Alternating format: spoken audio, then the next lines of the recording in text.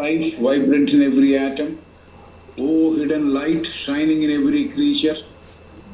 O hidden love embracing all in oneness.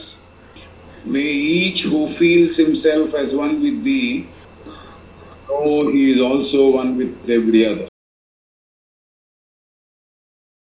Madam Blavatsky గారు ఏం చెప్పారంటే సీక్రెట్ డాక్ట్రిన్ లో ఆంథ్రోపోజెనిసిస్ లో మనిషి గురించి మాట్లాడుతున్నప్పుడు బుక్ ఆఫ్ జాన్ నుంచి కోట్ చేస్తూ సృష్టించే వారి ప్రతినిధులు 7 ఉన్నారు. ప్రతి ఒక్కరూ ఒక సమూహానికి చెందిన వారు. ఒక్కొక్క రూపకర్త 7 రకాలైన మనుషుల్ని తీర్చిదిద్దగలవారు. మళ్ళీ దీంట్లోంచి 3 ఉపభాగాలు ఏర్పడి 7 సార్లు 7 ఊహాజనితమైన లేకపోతే నీడాకారంలో భావి కాలంలో ఎలా ఉంటారు మనుషులు అనే విధానాన్ని ఈ 7 ప్రతినిధుల ద్వారా అమలు చేయబడుతోంది అని.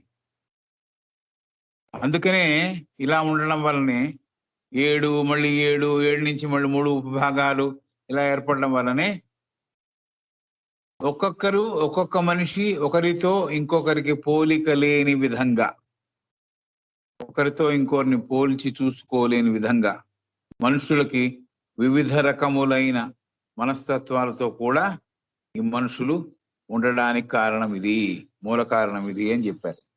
So this is what was covered in the last class. Towards the end చెప్పాను నేను. పైనుంచి అంతకుముందు నుంచి చదవలే, ఎంత దాకా అయితే వీలు పడుతుందో అక్కడి నుంచే నేను సమరైజ్ చేశా. Now we are going to consider the shining ones అని ఒక సబ్ హెడింగ్. షైనింగ్ వన్స్ అంటే దేవతలని అలా పిలుస్తారు. దేవతలు కాంతివంతంగా ఉంటారు, వెలుగుతో నిండి ఉంటారు, కాబట్టి వాళ్ళని షైనింగ్ వన్స్ అని పిలిచింది ఈవిడ, మేడం యానీ బెసెంట్. ఈ ఉప శీర్షికకు పేరు ఏమిటంటే ద షైనింగ్ వన్స్ అని. So will go through the first sentence of the day. We have now to consider another result of the downward sweeping life wave. పైన ఒక విధానాన్ని చెప్పింది, ఒక పార్శ్వాన్ని చెప్పింది. ఇప్పుడు కిందికి వచ్చినప్పుడు ఇంకో పార్శ్వాన్ని నేను పరిచయం చేస్తున్నానని చెబుతోంది. We have now to consider another result. ఇంకో రిజల్ట్ని, ఇంకో పరిణామ క్రమంలో వచ్చిన ఒక ఫలాన్ని మీకు అందజేస్తున్నాను అంటోంది. We have now to consider another result of the downward sweeping life wave. జీవస్రవంతి కిందకి వస్తున్నప్పుడు, కింద పరితలాలలో భాగమవుతున్నప్పుడు ఇంకో పరిణామం చోటు చేసుకుంటోంది, ఇంకో ఫలితాన్ని ఇస్తోంది. ఆ పరిణామాన్ని, ఆ ఫలితాన్ని కూడా మనం అధ్యయనం చేయాలి. We have now to consider another result of the downward sweeping life wave. కిందికి ప్రవహిస్తూ వస్తుంది ఒక అలలాగా. అలా అయితే ఎలా వచ్చి ముందరికి వచ్చి స్వీప్ చేసి మళ్ళీ వెనక్కి వెళ్ళిపోతూ ఉంటుందో, అదేలాగా సృష్టి జరిగినప్పుడు ఆ లైఫ్ వేవ్ కిందికి వస్తుంది, సృష్టిలో నుంచి విత్డ్రా అయ్యేప్పుడు ఆ లైఫ్ వేవ్ వెనక్కి వెళ్ళిపోతుంది. So we have now to consider another result of the downward sweeping life wave. అది మనం చూసాం. సో జీవస్రవంతి కిందకి వస్తున్నప్పుడు, కింద పరితలాలలో భాగం అవుతున్నప్పుడు ఇంకో పరిణామం, ఇంకో ఫలితం చోటు చేసుకున్నాయి. ఆ పరిణామాన్ని, ఆ ఫలితాన్ని కూడా మనం అధ్యయనం చేయవలే అంటోంది madam. We have seen that it gives qualities to the aggregation of matter on the 5th and 6th planes. We have seen that it gives qualities to aggregations of matter on the 5th and the 6th planes, and that we have in the first elemental kingdoms materials ready to clothe abstract thoughts. ఇక్కడ ఆపుదాం, ఇక్కడ semicolon ఉంది, but otherwise sentence will be too big. ఇక్కడ ఆపుదాం. We have seen that it gives qualities to aggregations of matter on the 5th and 6th planes, and that we have in their first elemental kingdoms materials ready to clothe abstract thoughts. It gives ante that second life wave anamata. She is referring to the second life wave. Kabatti పదార్థాల కలయికలకు, పదార్థాల కుదింపుకి, aggregation of matter, కొంత పదార్థాలని కలిసి ఒక రూపం తీర్చిదిద్దుకున్నట్టు లేకపోతే దగ్గరికి వచ్చినట్టు, అలాంటి పదార్థాల కలయికలకి లేకపోతే పదార్థాలు దగ్గర అవ్వడానికి, ఆ పదార్థాలు దగ్గరైన వాటికి గుణగణములను సంపాదించి పెట్టడానికి ఈ రెండవ ధార ఏదైతే వస్తోందో, ఈ సెకండ్ లైఫ్ వేవ్ ఏదైతే వస్తోందో అది హెల్ప్ చేస్తోంది అని చెప్తున్నారు, అది దోహదపడుతోంది అని చెప్తున్నారు. సో పదార్థాల కలయికలకి, పదార్థాలు దగ్గర అవ్వడానికి ఈ రెండవ లైఫ్ వేవ్ ద్వారా సహాయం అందుతోంది. We have seen that it gives qualities to aggregation of matter on the 5th and 6th plane, and that we have in the first elemental kingdom materials ready to clothe abstract thoughts. So ఇది మనం already చూసాము. Matter పదార్థాల దగ్గరికి వచ్చినప్పుడు, పదార్థాలు కలయికలు ఏర్పడినప్పుడు వాటి గుణగణములు సంపాదించి పెట్టడం అనేది ఈ జీవధార యొక్క పని అని మనం ఆల్రెడీ చూసాము. తర్వాత ఆ పదార్థాల కలయికలకి, ఆ గుణగణములు ఏర్పరచుకున్న పదార్థాల కలయికలకి కిందకి ప్రవహించే జీవస్రవంతి ఆ గుణగణాలని అందిస్తోంది అనే విషయం మనం తెలుసుకున్నాము. అయితే 5వ పరితలములో 6వ పరితలములో ఉన్న పదార్థాల కలయికలు 5th and 6th plane అంటే మెంటల్ అండ్ ఆస్ట్రల్, 5వ పరితలంలో 6వ పరితలంలో ఉన్న పదార్థాల కలయికలు మొదటి ప్రాథమిక సామ్రాజ్యంలో, ఫస్ట్ ఎలిమెంటల్ కింగ్డమ్, మొదటి ప్రాథమిక సామ్రాజ్యంలో, ఎలిమెంటల్స్ అంటే అక్కడ కొన్ని ఉన్న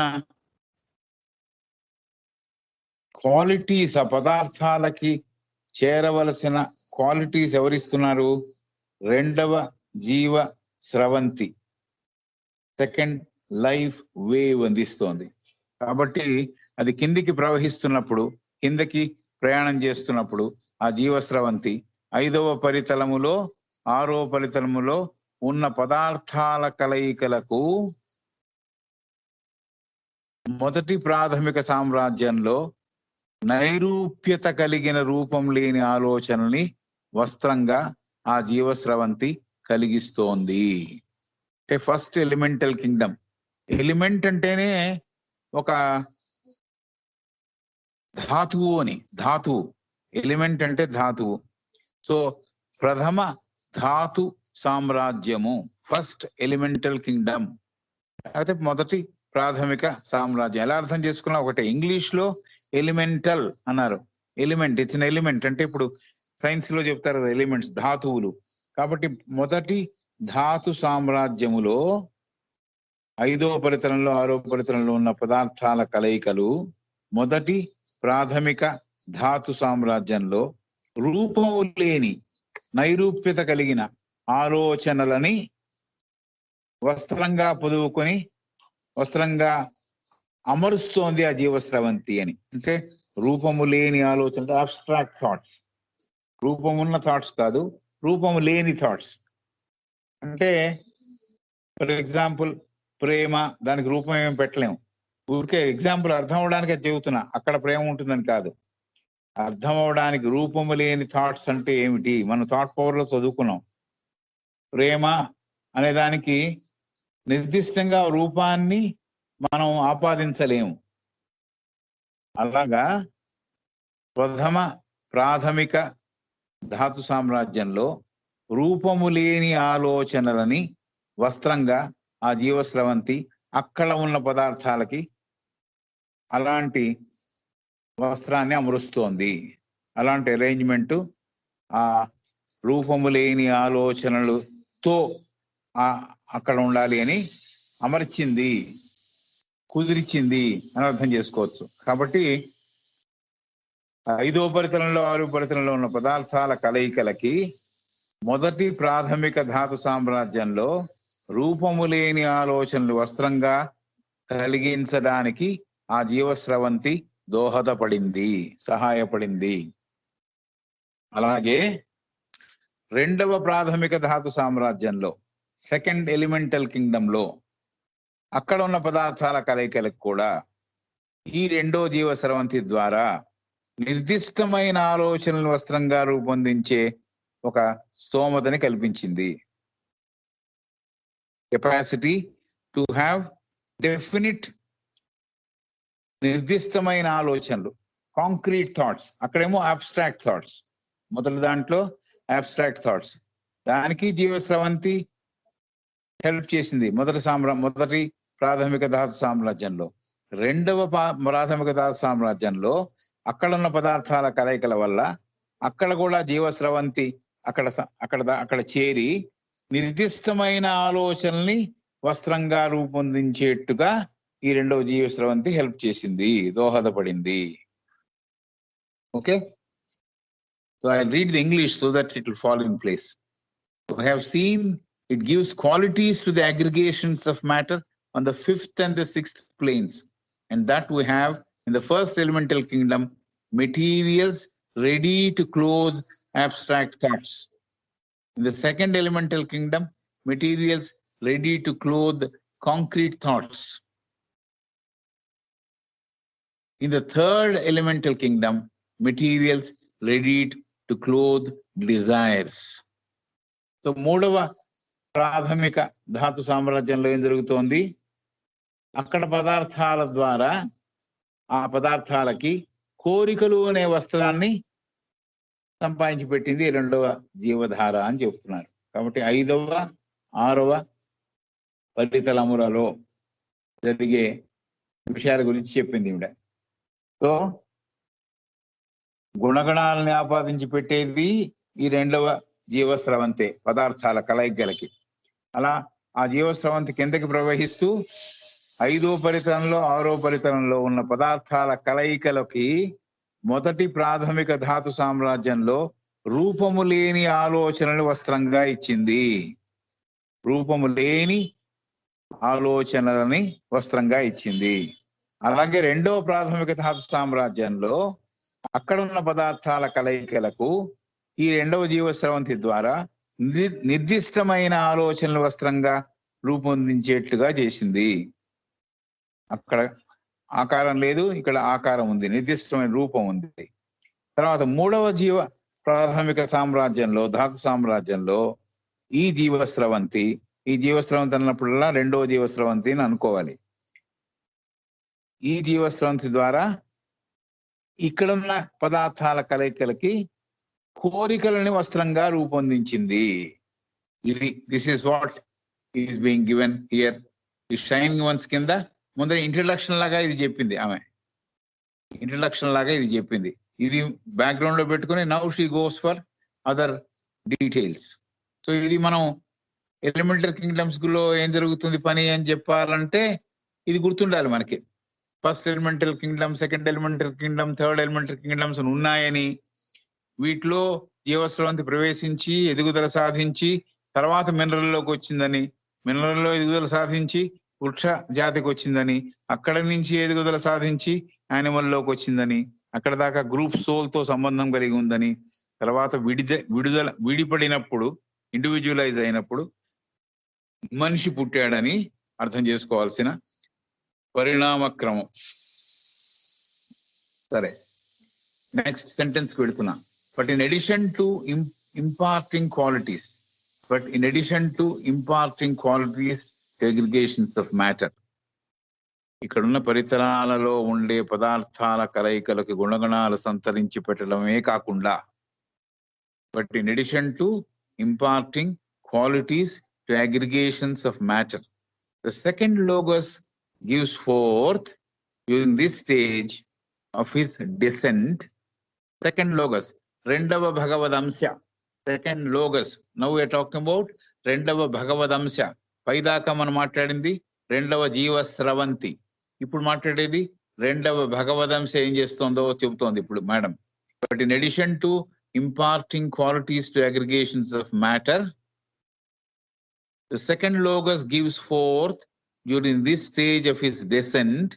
కిందికి అతను వస్తున్నప్పుడు, సెకండ్ లోగస్ కిందికి ప్రవేశిస్తున్నప్పుడు, ఆ ఆ జీవస్రవంతి ద్వారా, రెండవ జీవస్రవంతి రెండవ భగవదంశ ద్వారానే వచ్చింది.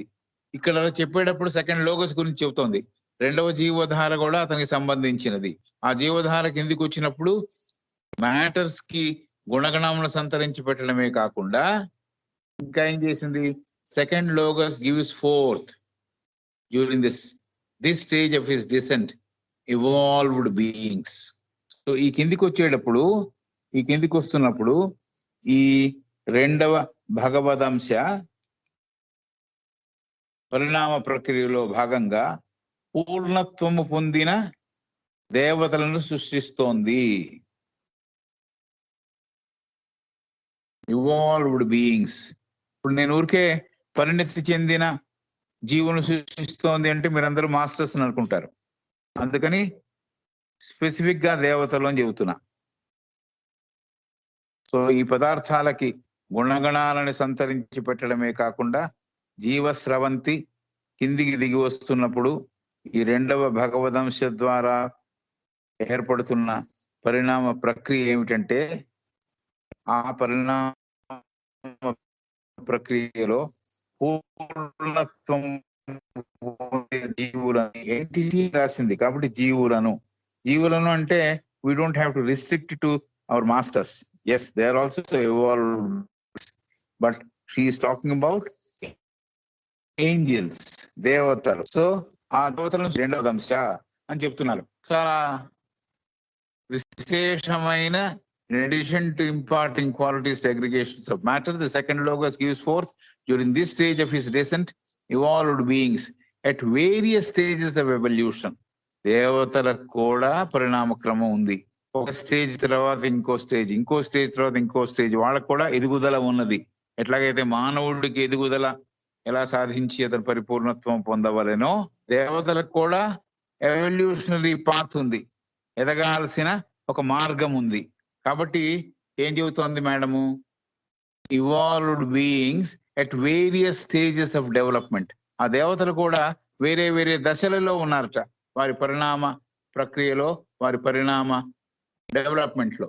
అంటే ఎంత దాకా ఎదిగి ఉన్నారో ఆ దశ మీద ఆధారపడి, ఏ దశ దాకా ఎదిగి ఉన్నారో ఆ దశ మీద ఆధారపడి, ఆ స్టేజ్ మీద ఆధారపడి, స్టేజ్ అంటే ప్లాట్ఫామ్ కాదు, ఆ దశ. సో వేరే వేరే దశలలో ఈ ఊర్ధ్వరకమైన జీవులు, దైవీక రూపాలు, దేవతలు, వేరే వేరే దశలలో ఎదుగుదల సాధించిన జీవులు ఏం చేస్తున్నారు,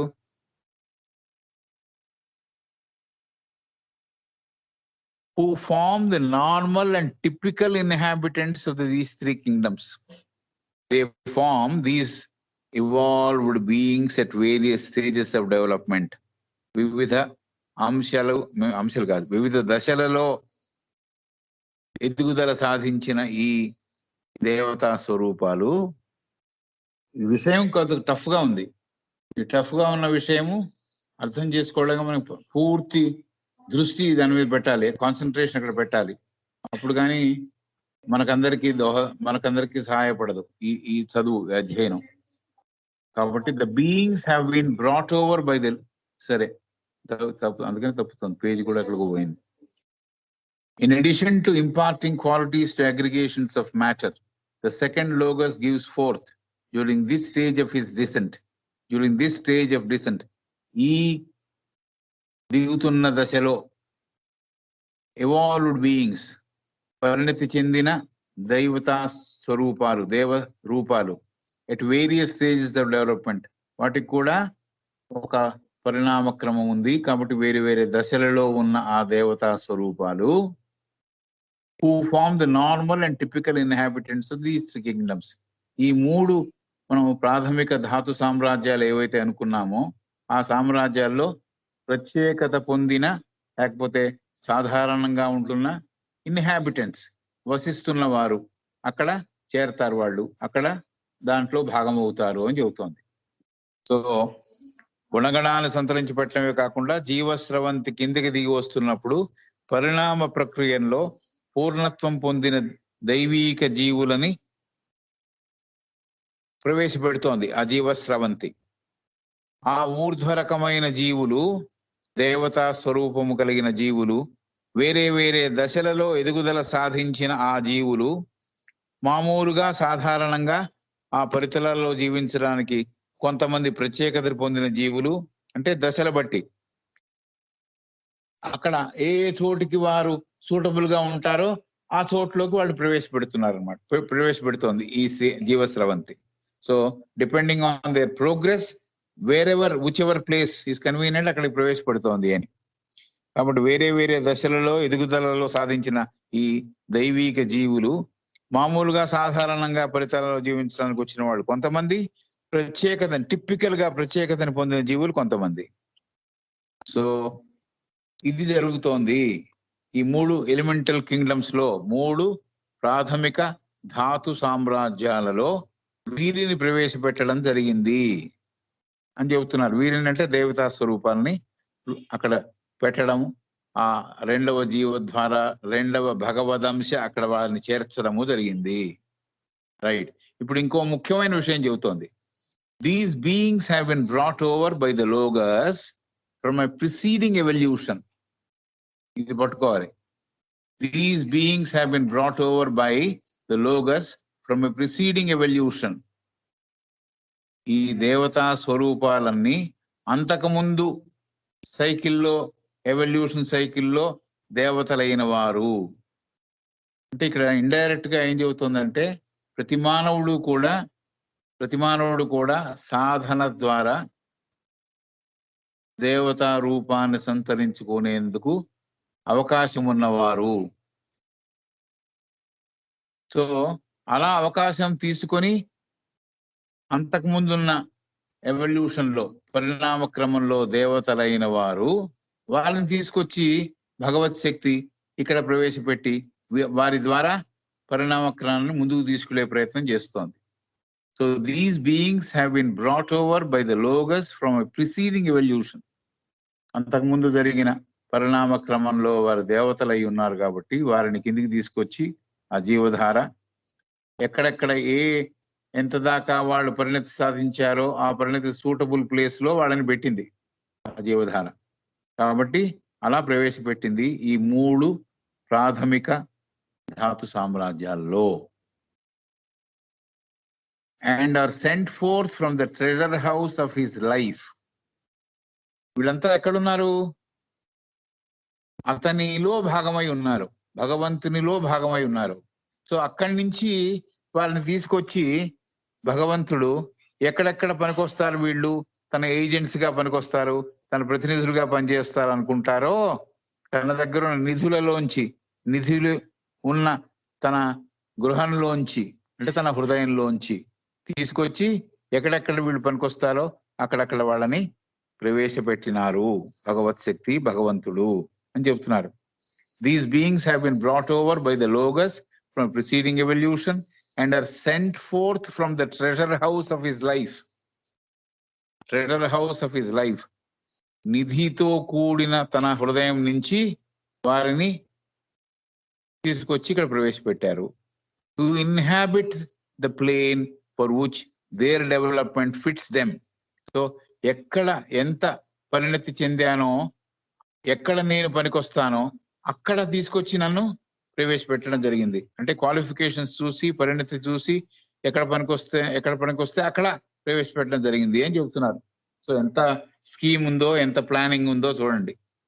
so this is something which is easily మనకి అర్థం కాని ఒక scheme, but this is scheme of the ultimate, the divine, the Logos. So to inhabit the plane for which the development fits them. ఎంత దాకా వాళ్ళు ఎదుగుదల సాధించారో ఆ స్థితిలో వాళ్ళు ఎక్కడ పనికొస్తారో అక్కడ వాళ్ళని పెట్టింది. అంతేకాదు, and to cooperate with him capital, and to cooperate with him and later with man in the working out of his scheme of evolution. So మొట్టమొదట వీళ్ళు ఎవరితో సహకారం అందించాలి? ఎవరికి సహకారం అందించాలంటే భగవంతుడికి సహకారం అందించాలి. హిమ్ క్యాపిటల్ తో ఉంది కాబట్టి భగవంతుడికి సహకారం అందించాలి మొదట ఈ ఈ ఈ దైవిక శక్తులు, రైట్. దాని తర్వాత మానవుడికి కూడా వారి సహకారాన్ని అందిస్తారు.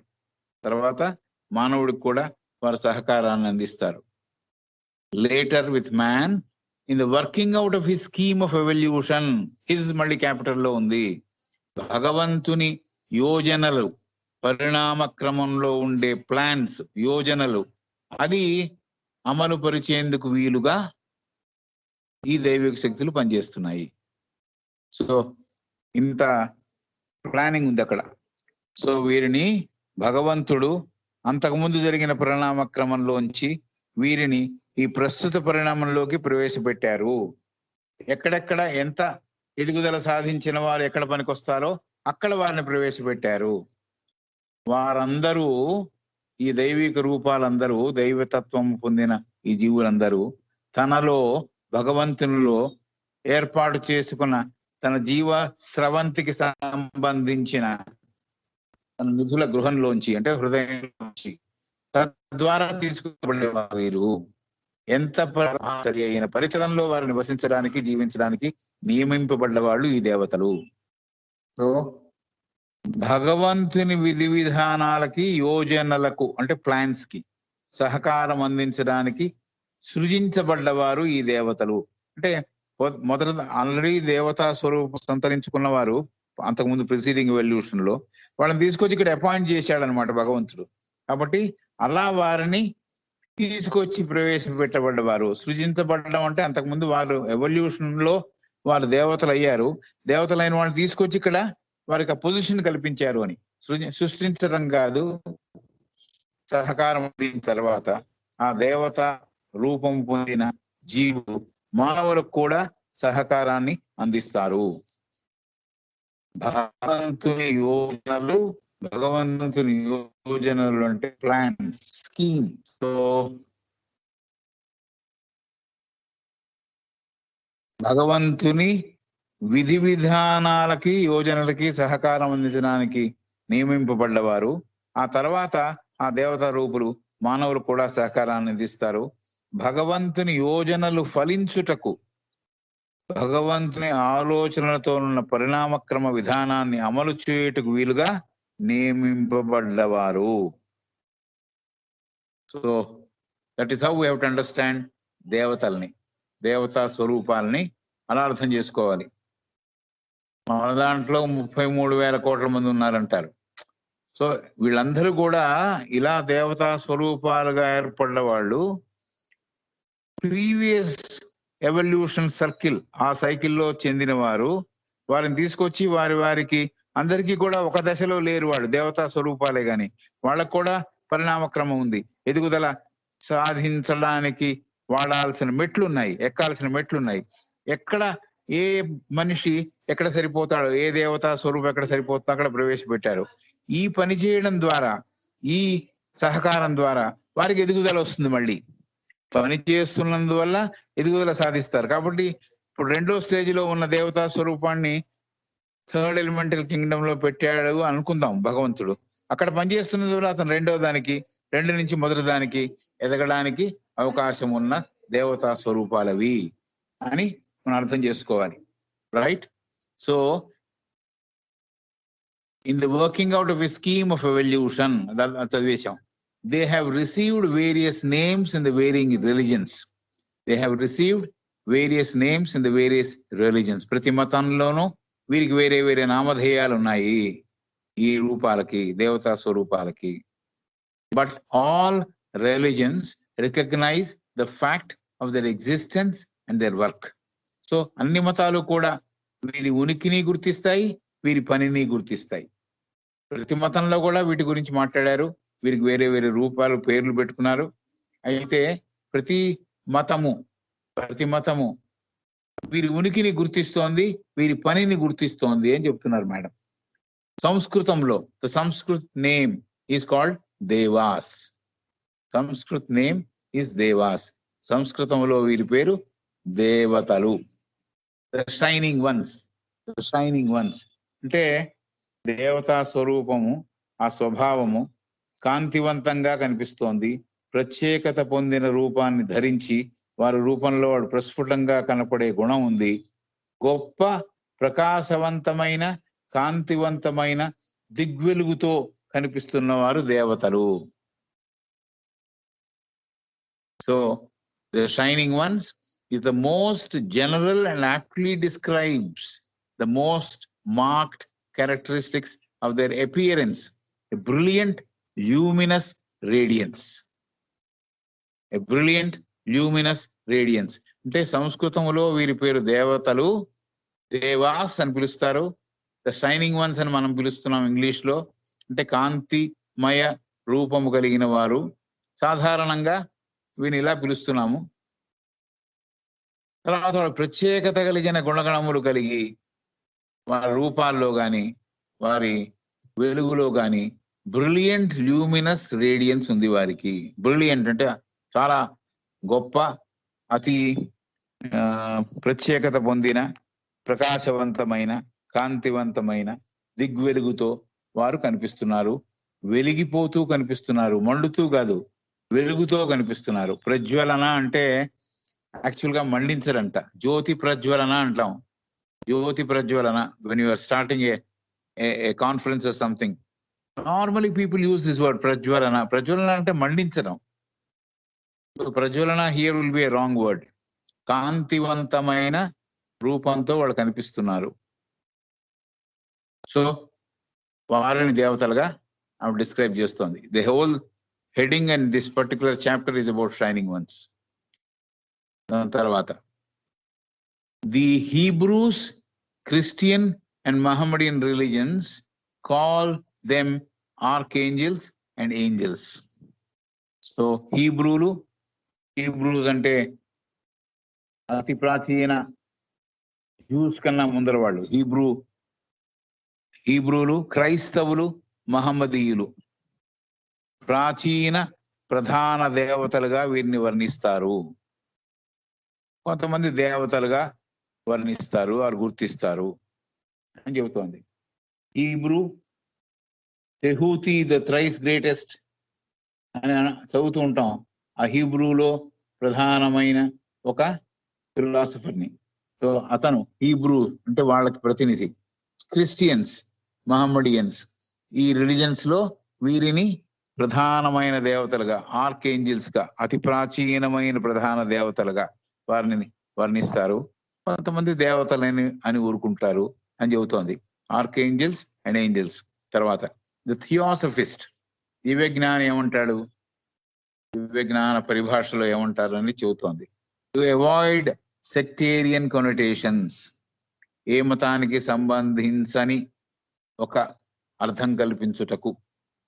The theosophist, to avoid sectarian connotations, ఎటువంటి మతములకి సంబంధం లేకుండా, అలాంటి అర్థాలు స్ఫురించకుండా దాన్ని అవాయిడ్ చేసేందుకు థియోసఫిస్ట్ ఏమంటున్నాడంటే, names them after their habitat. Names them after their habitat. ఎక్కడ వసిస్తారో వారి వసించే స్థలముతో వారిని అన్వయించి చెప్తారు అని చెప్తాను. Theosophist, to avoid sectarian connotations, names them. Theosophist names them, calls them after their habitat. ఎక్కడైతే వసిస్తారో అక్కడ వాటితో సమన్వయం చేసి చెప్తారు. ఏమిటవి? Elementals. And the title has the further advantage that it reminds the student of their connection with the 5 elements of the ancient world. So ఈ habitat ఎక్కడ ఉంటారు అంటే, ఏ ధాతువులతో వాడు సంబంధం కలిగి ఉంటారు, ఏ ఎలిమెంట్స్ తో వాడు సంబంధం కలిగి ఉంటారు, ఆ సంబంధమైన అగ్నిదేవత, లేకపోతే నీటి దేవత, జలదేవత, ఇట్లా ఆ దేవతలుగా వారిని వర్ణిస్తారు. And this title has the further advantage. ఈ టైటిల్ ఇచ్చినందువల్ల, ఈ పేరుతో వాడిని పిలిచినందువల్ల ఇంకో ఫలితం ఏమిటి, ఇంకో అడ్వాంటేజ్ ఏమిటంటే, ఇట్ రిమైండ్స్ ద స్టూడెంట్, అధ్యయనం చేసే వారికి ఇంకోటి అర్థం అవుతుందట, కనెక్షన్ విత్ 5 ఎలిమెంట్స్. సో పంచభూతములతో ఉన్న సంబంధము ఈ చదువుకునే, అధ్యయనం చేసే వారికి స్ఫురిస్తుంది. ఆ కనెక్షన్ ఏమిటో స్ఫురిస్తుంది. ద ఏన్షియంట్ వరల్డ్, ప్రాచీనముగా వచ్చిన, లేకపోతే ప్రాచీనముగా ఉన్న ప్రపంచంలో లేక విశ్వంలో ఈ 5 ఎలిమెంట్స్ ఏవైతే ఉన్నాయో, ఈ 5 ఎలిమెంట్స్ తో సంబంధం కలిగి ఏవైతే దేవత స్వరూపాలు ఉన్నాయో ఇవన్నీ అర్థం చేసుకోవడానికి ఒక అవకాశం వస్తోంది అని చెప్తున్నారు. సో హీబ్రూలు, క్రైస్తవులు, మహమ్మదీయులు ప్రాచీన ప్రధాన దేవతలుగా వీరిని వర్ణిస్తున్నారు. కొంతమంది దేవతలని ఊరుకుంటున్నారు. దివ్య జ్ఞానంలో మటుకు ఒక మతానికి సంబంధించిన విధానంలో అలాంటి అర్థం రాకుండా వారిని ఆదిభూతములుగా, ఆది ధాతు భూతములుగా, ప్రాథమిక దైవత్వం కలిగిన భూత స్వరూపాలుగా, ధాతువులుగా గుర్తిస్తారు. ఈ పేరు పెట్టుకోవడం వల్ల, ఈ పేర్లు ఈ దేవతలకి అగ్ని దేవత లేకపోతే జల దేవత లేకపోతే ఇంకేదో వాయుదేవత అని పెట్టుకోవడానికి వల్ల అధ్యయనకర్తలకి ఈ ఆది ధాతు భూతాలకి, భూతము అంటే బీయింగ్ అని, భూతం అంటే బీయింగ్ అని, అది జీవిస్తున్న ఒక దేవతా స్వరూపం అని, ఈ ఆది భూతాలకి ఈ ధాతు స్వరూపాలకి పంచభూతాలకి ఉన్న సంబంధాన్ని తెలుసుకునేందుకు ఇది లాభసాటిగా మారింది, అడ్వాంటేజ్ గా మారింది. అర్థం చేసుకోవడానికి ఇది ఒక మార్గంగా ఏర్పడింది అని. పేరు వల్ల తెలుస్తుంది. ఇంకోటి ఏం తెలుస్తోంది? ఈ 5 ఎలిమెంట్స్ ఉన్నాయి, ప్రకృతిలో ఉండే 5 ఎలిమెంట్స్. ఆ 5 ఎలిమెంట్స్ తో సంబంధము కుదరడానికి తెలుసుకునేందుకు ఇది అడ్వాంటేజ్ గా మారింది అని, వీలు కుదిరింది అని చెబుతున్నారు. పురాతన ప్రపంచంలో వీరిని సులభంగా గుర్తించడానికి, ఈ దేవతా స్వరూపాలను సులభంగా గుర్తించడానికి పంచభూతాలతో సమన్వయం చేసి అర్థం చేసుకున్నారు. 5 elements of that ancient world: ether, air, fire, water and earth. Ether, air, fire, water and earth. అక్కడతో సెంటెన్స్ అయిపోయింది. ఏమిటి ఆ తత్వములు, పంచభూతములు అంటే ఆకాశతత్వము, వాయుతత్వము, అగ్నితత్వము, జలతత్వము మరియు భూతత్వము. ఈ 5 తత్వములు కలిసిన వీటి సంబంధిత దేవతలుగా, దేవతా స్వరూపాలుగా మనం వాటిని అర్థం చేసుకుంటున్నాం, వారిని అర్థం చేసుకుంటున్నాం అని చెబుతున్నారు. సో ఇవి 5 ఎలిమెంట్స్ కి సంబంధించినవి.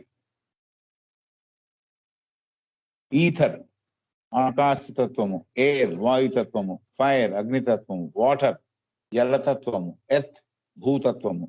సో ఇలా ఈ 5 తత్వములు కలిసిన 5 తత్వములతో కూడిన ఒక్కొక్క దేవత ఒక తత్వాన్ని పుణ్డికి పుచ్చుకొని దేవతా స్వరూపాన్ని ధరించింది. లేకపోతే we do not know, he or she, it ఏమో కూడా. ఇలాంటి ఉన్నత రకమైన దేవతా స్వరూపాలు. So there are similar beings of a higher type on the atmic and buddhic planes. But there are similar beings of a higher type on the atmic and buddhic planes. మనం ఇప్పుడు ఎక్కడ చెప్పాము?